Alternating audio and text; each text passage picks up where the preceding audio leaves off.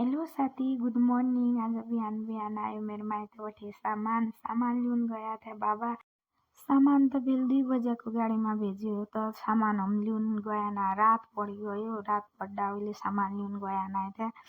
और मम्मीले मुखी लेखा भेजिरहेको थियो घी, माल्टा, दाल।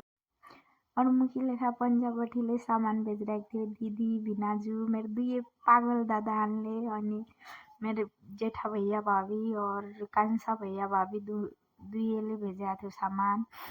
थैंक यू सो मच भैया भाभी दी जीजू और मेरो 2 पागल भैया मम्मी डैडी सबैले मेरो लेखा यति निको निको सामान भेजिदिया। Thank you so much.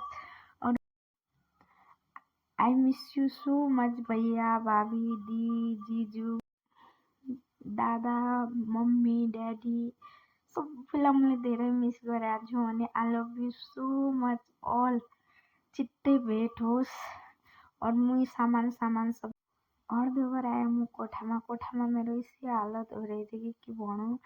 कोठामा आएर मैले तै पनि कोठा साफ नगरे पहिले आफ्नो मेकअप गरे मैले सिन्दुर लगाया, अनि बिन्ती सिन्दुर लिपस्टिक बस यति मेकअप गरिसकेपछि म गए खाना खाया। खाना खाएभरि म कोठामा आएभरि पछि मैले कोठाको सरसफाइ गरे।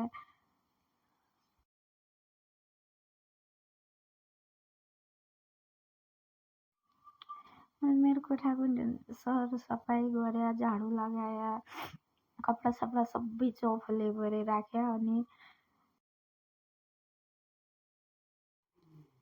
कपडा राखिसकेपछि मैले सबै कपडा हेरेँ निक्करी त यति निका लाग्यो मलाई 3 कपडा।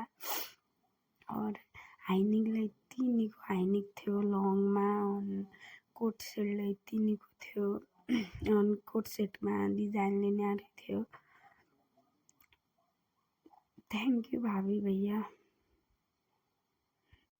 मैले हेरेँ मेरो मनले नमान्यो। मैले ट्राई गरेँ एक गरेभरि त यति निको देखियो मलाई, फिटिङ आयो मैले जस्तो। आज को मेरो भिडियो यति हो। मन परे लाइक कर दिया, कमेंट शेयर सब्सक्राइब और सबै कर दिया। बाय बाय सबैजनालाई।